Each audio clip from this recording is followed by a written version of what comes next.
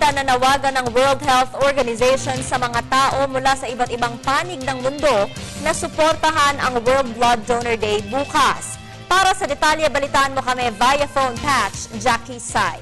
Hello, Jackie. Good morning, Vivian. Bukas idaraos ang World Blood Donor Day, kaya naman nananawagan ang World Health Organization sa lahat ng bansa na kuhanan ng dugo ang mga blood donor volunteers bago dumating ang taong 2020.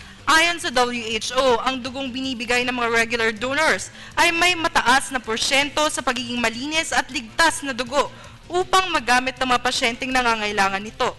Sa kasalukuyan, 60 bansa na ang gumagawa nito at 35 dito ay developed countries, 18 ay middle-income countries at 7 naman dito ay developing countries.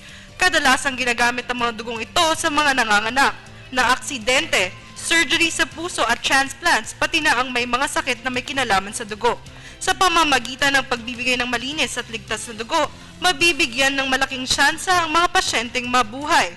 Para sa Telebisyon ng Bayan, Jackie Sai. Back to you, Vivian. Maraming salamat, Jackie Sai.